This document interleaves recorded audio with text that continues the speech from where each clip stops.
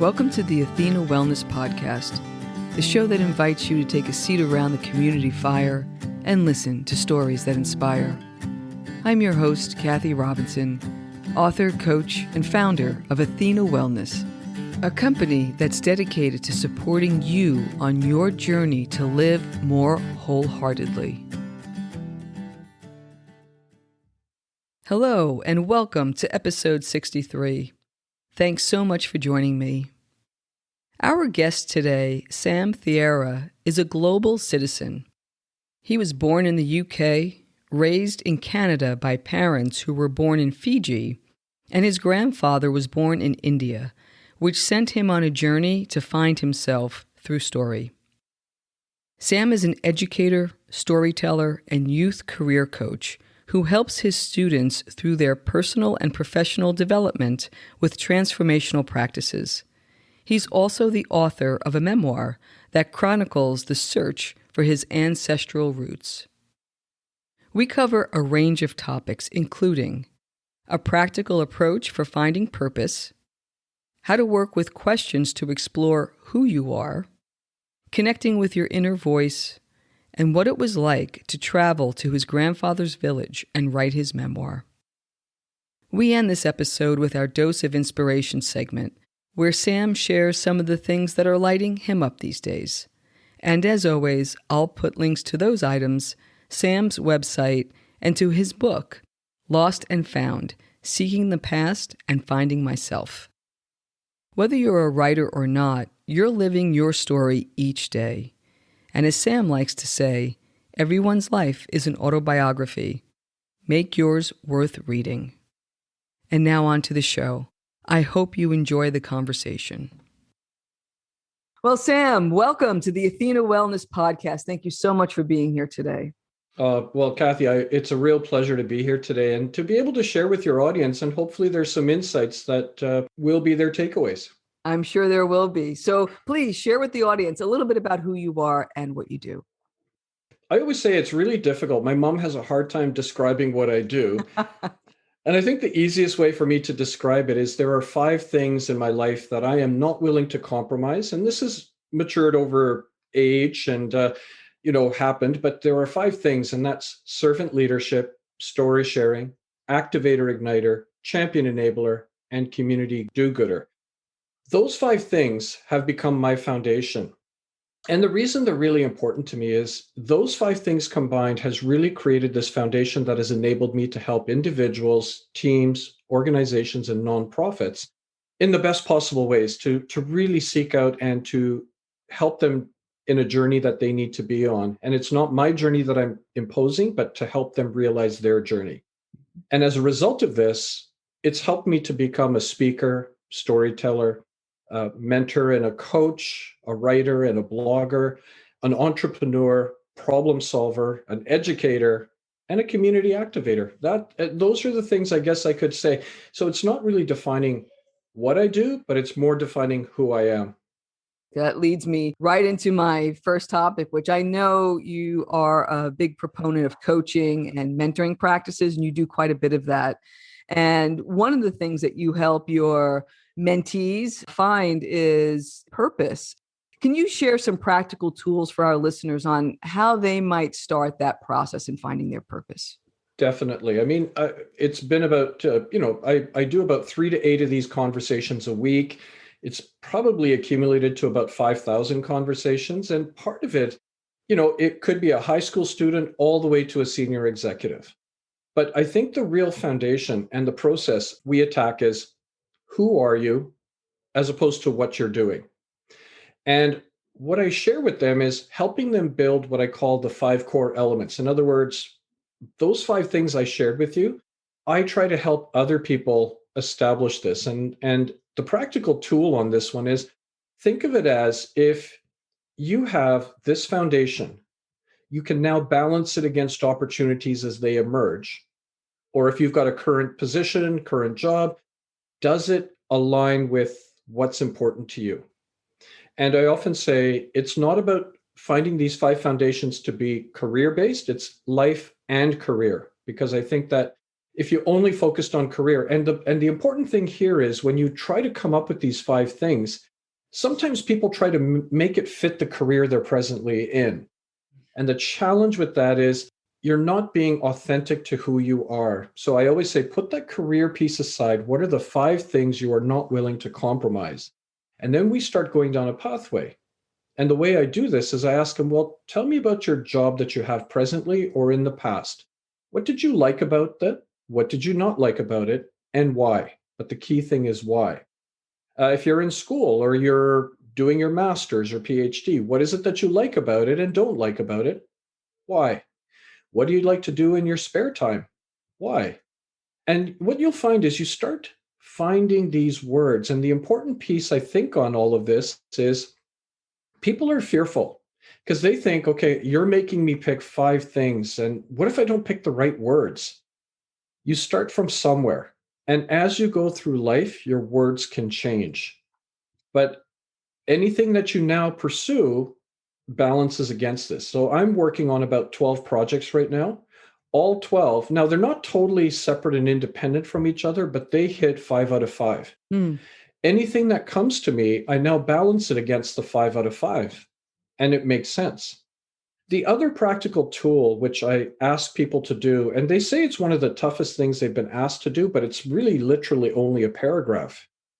I ask them to write a personal statement, and not in the form of a resume.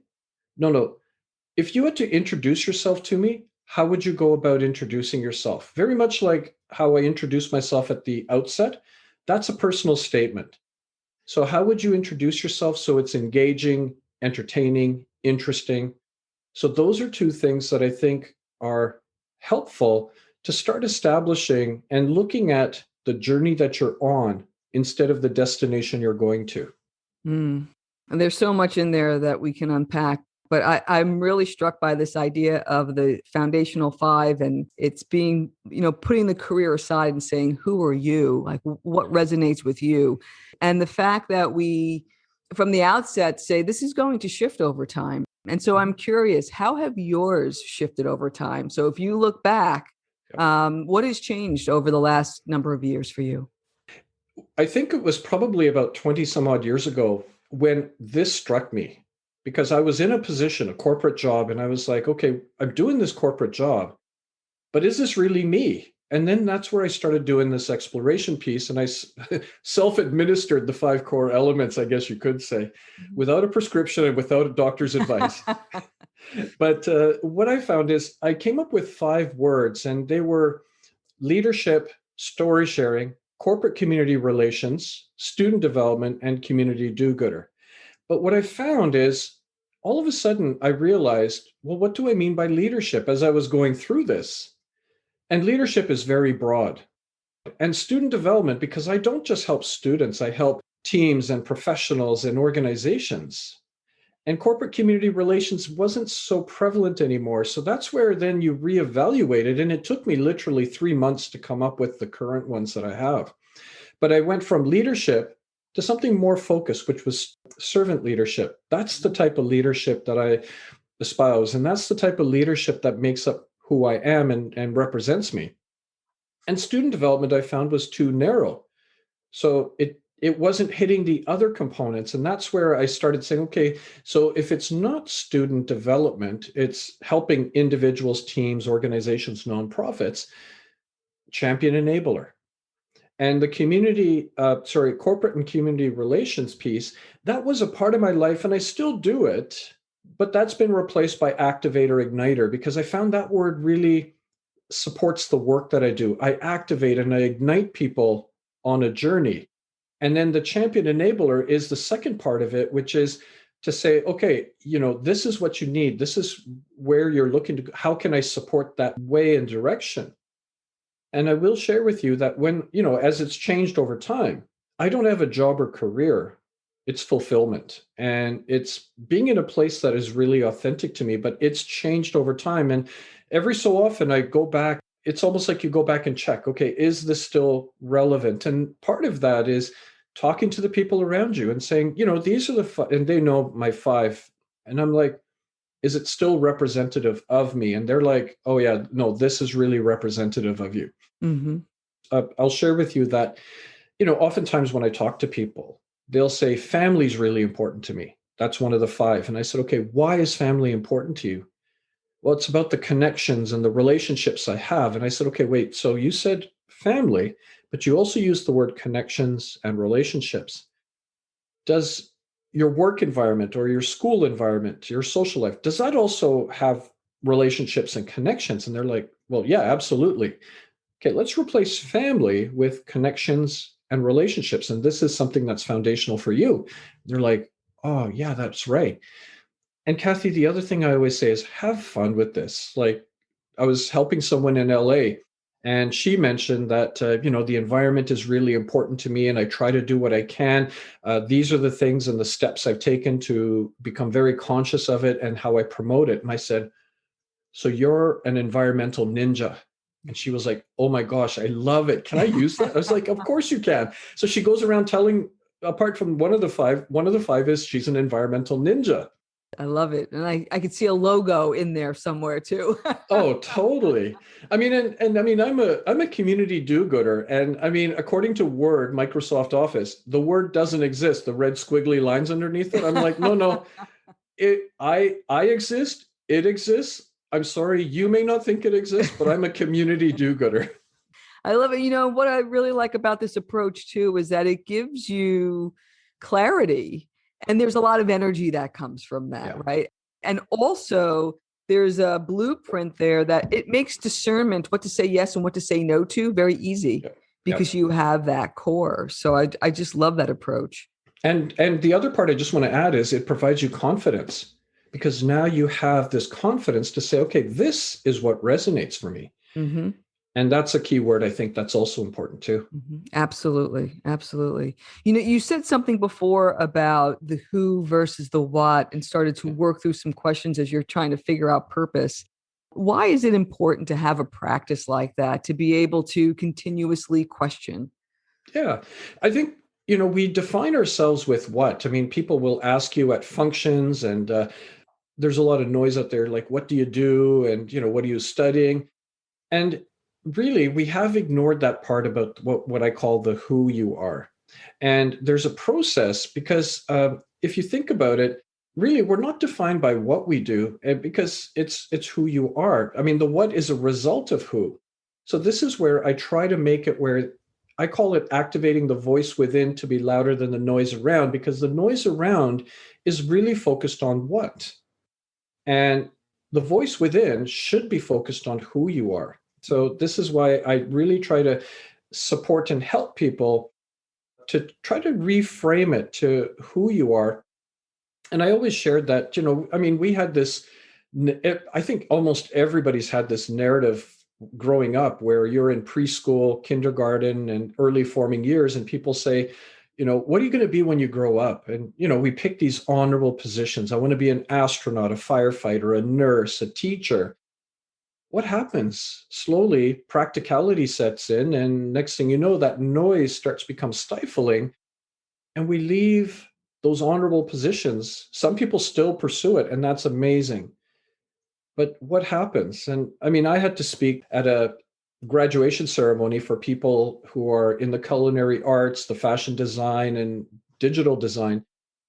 And when I got up there, the first thing I said is, I really want to thank you for pursuing what was important to you, because you're the ones who make this world flavorful, colorful, vibrant. And I think that, a question I always like to ask people, Alan Watts did a beautiful video about this, is what would you do if money was no object? I love it because here there's the practical side saying, I want to be an investment banker. Okay, if money was no object, what would you do? Oh man, I would be this. And I'm like, okay, now I'm not saying leave that to just move over here, but how can we incorporate this into your life? And that's going to be really important. That used to be one of my favorite cocktail when I was in the corporate world of, what would you really do? Because it always fascinated me because there was always a disconnect there. And I can tell you, while I was in corporate, no one ever said my career was flavorful, vibrant, or colorful. Well, maybe a little colorful from time to time, but that was just a Jersey thing. Um, so we're talking about this who versus what and purpose and questions. Have you seen a shift in these conversations that you've been having week in and week out with how people's brands have shifted this past year? I mean, we've been through a tumultuous time. So, what kind of impact has that had on Yeah. people as they start to think about what they want to be known for? Yeah. It's been a real challenge because what you'll find is that the virtual piece is really what's emerged now. And people who may not be so comfortable in the virtual piece suddenly have been pushed into this realm. And it's like, okay, how am I going to do this? What is my brand and how do I promote it? And the challenge is the fact that virtually there's a lot of noise out there. There's a lot of traffic, whether it's social media or just trying to get your brand out there. Mm-hmm. And I came up with this acronym to talk about how do we work in this COVID environment and how are we going to emerge? And I said, there's a need for us to care right now. Mm-hmm. CARE stands for collaboration, adaptability, resilience, and empathy. So collaboration is basically we need to partner and work with each other. Adaptability is this piece that, how are we going to pivot based on what's been prescribed upon us, forced upon us? Resilience is knowing that this isn't over today or tomorrow, it's over in the future. Let's make this into a marathon and build this resilience into our life. And empathy is basically care and compassion to the people around us, whether in the workplace, at home. Empathy is this care and compassion that is really required. Mm-hmm. Yeah, I've been heartened to see how empathy has really impacted the work world Yeah. over this last year. And, your acronym, I think, lives way beyond COVID. This marathon that we're in is really it's a shift in trends Yeah. and how we work together going forward. Yep. So, I think it's something that we're going to be dealing with. I think you accurately describe it as a marathon, but Mhm. less about the pandemic and more about the changing times that we find ourselves in. You also speak and write about connecting with the inner voice. Mhm. Why is that important, and how has that impacted your life? Yeah. I think that in the past, I was always on a train heading to a destination. Wasn't really clear what that destination was going to be, but I'm on a train and I'm sort of focused on this destination until it suddenly hit me that it's not the destination, it's actually the journey. That's the most important part. And it made me realize, am I even on the right train once I started reflecting inwards on what's important and what's authentic to me? Mm-hmm. Once you start having those personal self reflection, introspection conversations with yourself, it helps to guide you to make sure that, okay, I got to get off on this next stop and actually find the right train. Mm-hmm. And I mean, for me, it was more like I was in this corporate job. Now, to be fair, I was in that corporate job 13 years, but half of it was actually in a job that I really loved. But it suddenly made me realize even that corporate environment, is that something that I'm suited for? Mm-hmm. And, it was interesting because they offered a buyout to all the employees in this corporate job. And they said, we need 850 people out of 6,000 to leave. And I looked at it and people said, Sam, of all the people, you are the one that shouldn't be leaving. They said, great wages, great benefits, pension, government work, stability. And actually, you really love your job. And if you leave, you don't have a job to go to. You'll get about 9 months severance package. That's it. And they're looking at what is tangible, the what I'm doing. But there were two words that really resonated with me that I remember seeing my computer screen, and there was this box and a cursor that I could move into the box. And if I slide it into this box, I'm leaving. And the two words were comfort and uncertainty. Comfort, society wants us to have comfort, but the challenge with comfort is I stopped growing as an individual. And I stopped growing, even though I loved my job. And the other word was uncertainty. Uncertainty because if I stay, they can move me where they want. If I leave, there's uncertainty. I don't have a job. I control my uncertainty. No one else does. And I move the cursor, click the box. I'm now leaving. And it was actually really interesting because 100% of the people around me, family, friends, said you made the biggest mistake of your life. 2 months later, I'm now working on the Olympic bid committee to get the Games to Vancouver on one of the largest unifying projects that Canada has ever seen. And then after that, working in the university. Here's the thing, by pursuing and seeing what was really important to me, I realized that, you know, the last 20 years has felt like 5 years. If I was still there, a year would feel like 20 years. Yeah, you'd be counting the days. Yeah, no, exactly. No doubt. And this practice of listening to the inner voice actually took you on quite an adventure. Mhm. For our listeners, it's my understanding that you were born in the UK Yes. and raised in Canada Mhm. by parents who were born in Fiji Mhm. and grandparents that were born in India. Yes. And you undertook this adventure to find the village where your grandfather came from in India Mhm. with little more than a bit of oral history and a photograph. Yes. And you documented that in a book called Lost and Found: Seeking the Past and Finding Myself. And so I couldn't wait to ask you this question, but tell me a bit about your travels in India and what that was like. Yeah, it was a fascinating journey, and the reason being is I've traveled to other places, but India was truly an experience, and mainly because I was trying to revive this whole aspect of connecting with my ancestral roots. And there was a lot of challenges. Nobody knew where this village was. We were very separated from our ancestral roots, and literally it was just a thin thread that connected us back because my grandfather left India when he was like 17 years old back in 1905, and he was on his way to Argentina cattle ranching. And the boat stopped in Fiji, and we don't know for sure because nobody really asked. I mean, coming from a landlocked nation, had he had enough of this boat travel and he said, "That's it, I'm getting off"? Maybe he just saw Fiji and it was paradise and he said, "This is beautiful." Or maybe he thought it was Argentina and pulled a Columbus and said, "Okay, maybe this is okay. Where are the cattle ranches? We're here. I know we're here." But life started there. And then my parents moved to England, where I was born, and then Canada.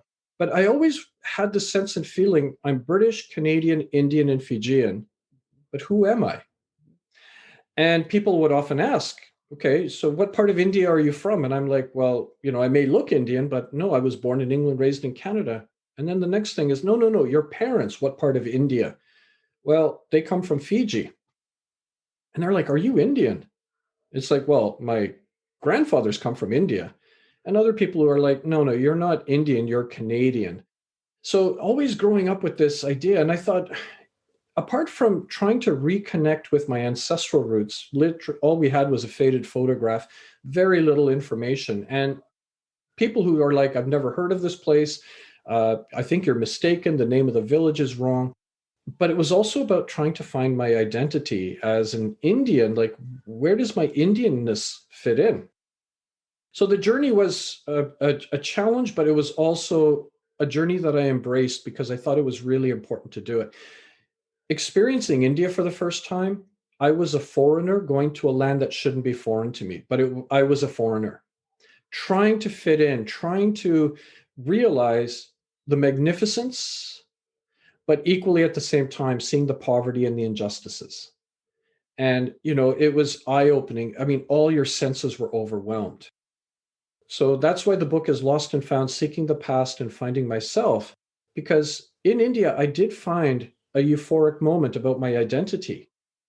Oftentimes in Indian culture, one of the meals is a thali, and a thali is a platter with segmented dishes. And that's what my life was like in the past: segmented dishes. I was British, Indian, Canadian, and Fijian. But by going to India, I woke up at like 4 a.m., my eyes just bugged wide open, and I was like, "Oh my gosh, I'm khichdi." Khichdi is a rice dish where you go to your fridge and it's a blend of flavors and vegetables and rice, and you mix it all up. I think for our listeners, the equivalent would be like making an omelet, and it made me realize I can be all of those and no need to segment. And I think that was an important piece that I needed to really embrace, was how we all have this identity that brings us to different places, different parts of our lives, to really embrace all of them at the same time and say that, I'm proud of being all of these. And it was interesting because I went to India to find my Indian roots. I was always Indian. That's what I found out. I also realized that there's a difference and a distinction between tourist and traveler. And a tourist wants to see, but not experience. And a traveler wants to experience. And I realize I'm a traveler in that regard. I need to experience. I need to accept the culture. I need to walk the streets. I need to really meet the people. But regarding the village, it was about overcoming obstacles, not listening to the noise, and persistence. And once I embraced it, it wasn't easy and there were setbacks, but by some unique way, I was able to find my grandfather's house. And what was really it's not even that it's a spoiler alert about the book. It's about the journey to find it. That's the really essence of this book. And for me, what was really important is, I write about it in my book that when I was 9 years old, my father became a paraplegic, and I grew up knowing him as never walking again. And he's done a lot for us. I wanted to do this journey for him. And when I was on this journey, I had Ziploc bags in my pocket, because if by some chance able to find this village, I wanted to go into the fields, scoop up dirt, and be able to bring him some dirt from our village. Mm. And I was able to do that because I found my grandfather's house by just some circumstances that just cosmic or universal, I don't know, everything aligned. And finally it said, okay, you've worked really hard for this. Yeah, okay, we'll give you this one. Mm-hmm. It's funny how things tend to align when you're in that place, right? That place of spirit and heart. Yeah. I love that idea of traveler and experience. And I'm curious, my grandparents immigrated from Italy around the time that your grandfather left. Mm-hmm. And going back to Italy, not speaking the language, but there was something that resonated deeply between the Right. customs and the rhythm of the language. Even though I didn't understand, I could never explain what that was. And I'm curious if you had that similar kind of resonance of, I can't explain it, but I understand it.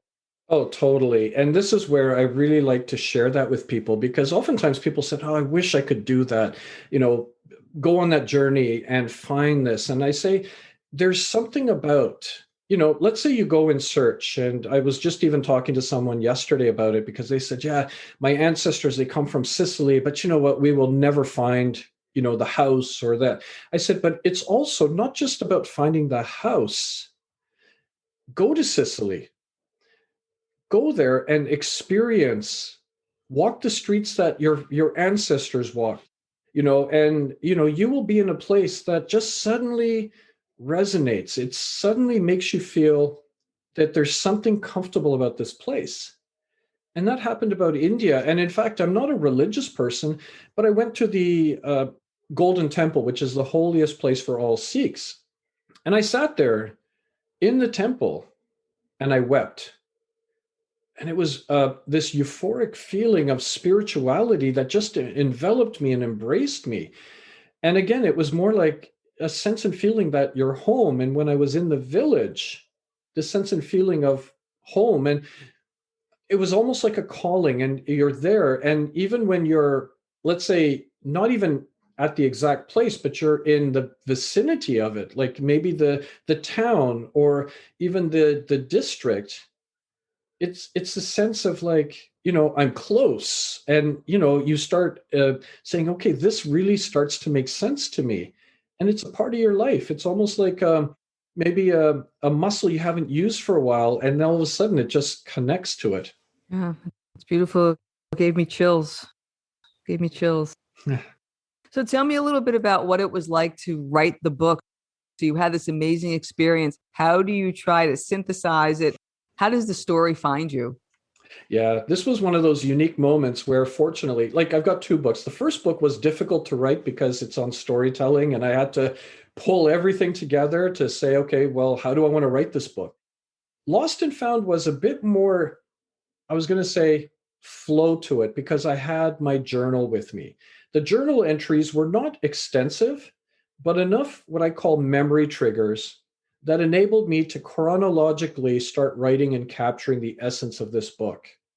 So that's where it flowed, and but then it was a matter of adding things to it and the significance of it, of what did it really feel like to be in India for the first time. I mean, I write about how you know my wife and I, when we got off the plane, go through customs and immigration, everything to me was familiar up to that point because I've traveled a fair bit, and pretty much all airport processes and procedures are the same. But when that door opened and now you're exiting, I literally stood on the door, and it literally felt like it was going to come and close on me while I stood on the door. And, like an elevator door that just opens and closes, opens and closes. There was literally 1,000 people before me. And, there's like people to the left of me, people to the right of me, holding signs and all this noise and people trying to grab your attention. And only a barricade separated us from all of these people. It literally felt like Moses in the Red Sea because of this, because you're walking along and you're looking for your sign. And suddenly I see the sign and our name, which was spelt wrong. But after a 24-hour travel, on a plane and everything, and our luggage got lost, I don't care if the name even sounded similar. I'm going with that guy. But it was one of those moments that you just sort of say, wow, what am I in for here? And I mean, I've traveled to many different parts of the world, and you know, you experience the different cultures and things, but I don't think anything ever prepares you for India. I have to agree with you. Indeed, it is. It is unlike, and I say that with great reverence of Yeah. just, it's unlike any place that I've Hmm. ever been as well. Yeah. Beautiful. Yeah. I wanted to wrap up with what we call our dose of inspiration. Since we are on a wellness podcast, our listeners love to know what our guests do to keep themselves well. And you've obviously do a lot of traveling. You have quite a Mhm. packed agenda. How do you keep yourself well? Yeah, part of it is only doing the things that really resonate and that matter to me. So by having a conversation with a young person who just sent me an email today saying, Sam, I feel lost. Can we talk? Okay, that's an outlet for me. Um, the way I could describe that is my life is a lit candle because I've had these amazing experiences, and I've got a room full of unlit candles. And when we touch our wicks, a giant flame emerges. And as we pull apart, my flame is no less depleted, but you've lit up someone, you've lit up a room. So that's one way that I look at it, is a whole mindset of, instead of looking at it from the standpoint of, depletion and, doing stuff that really matters to me, it becomes this candle idea of it enriches me, it engages me, it's euphoric for me to just watch people go down a pathway. The second part is my writing. I find my writing is an outlet for me where I can put my thoughts down, and I've got about 170 blog posts that I've written about, but it's not a matter of just even providing it to the public.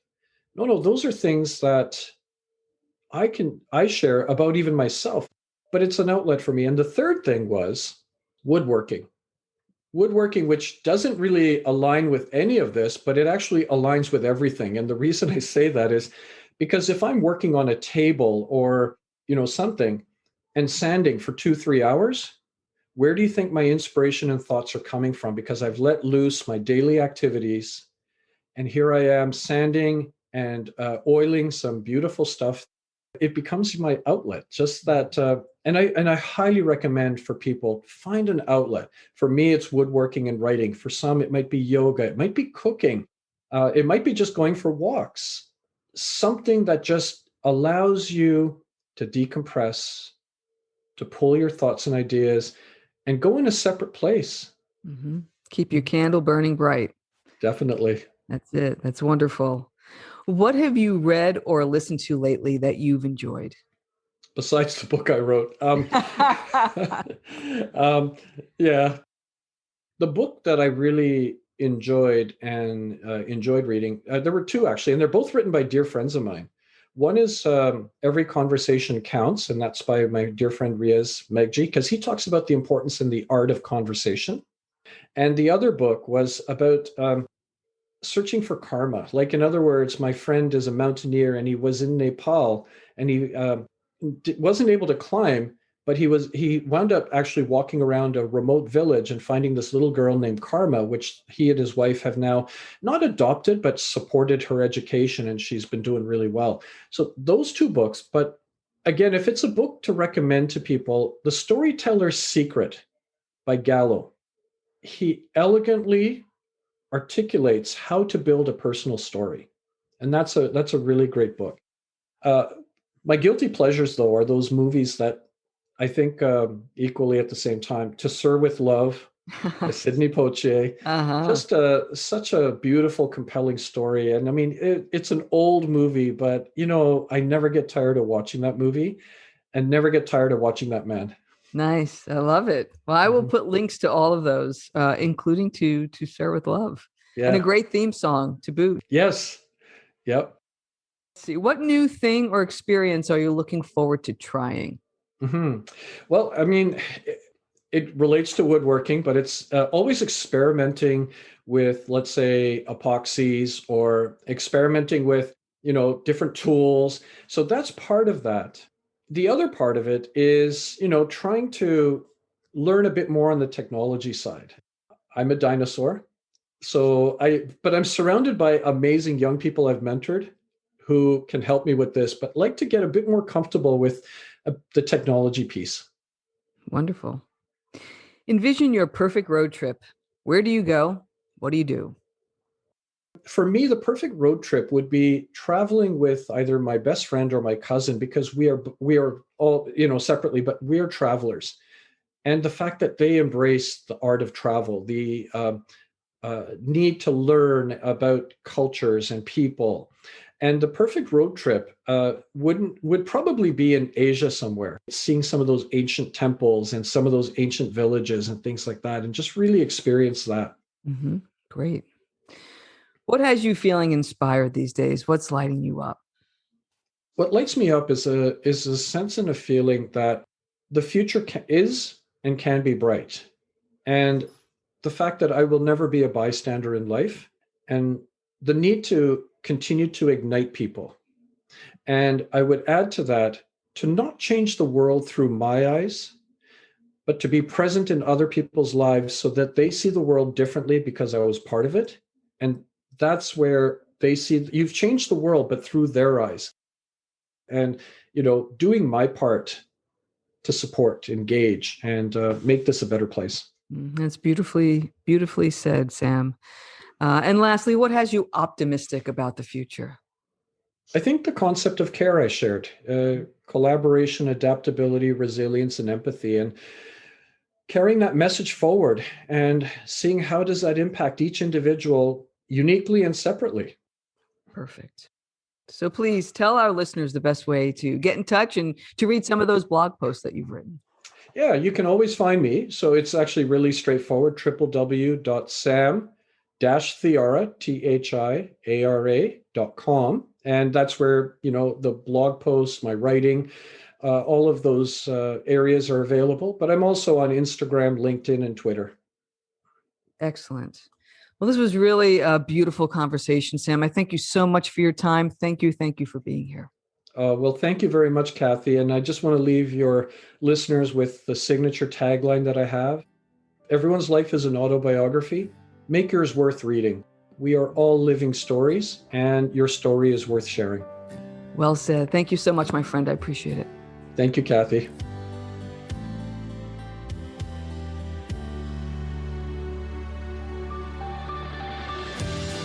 Thank you so much for joining me today. I know there are many ways you can spend your time. Thank you for choosing to spend it with me. Until our paths cross again, be kind to yourself and show your warrior spirit some love. If you know anyone who could benefit from today's episode, please pass it on. And many thanks for supporting the show by subscribing and leaving a review. It means a lot, and it helps others find their way to our circle. If you'd like to access the show notes, have a question you'd like addressed on a future episode, or would like a transcript of this episode, visit www.athenawellness.com/podcast. Until next time, be well.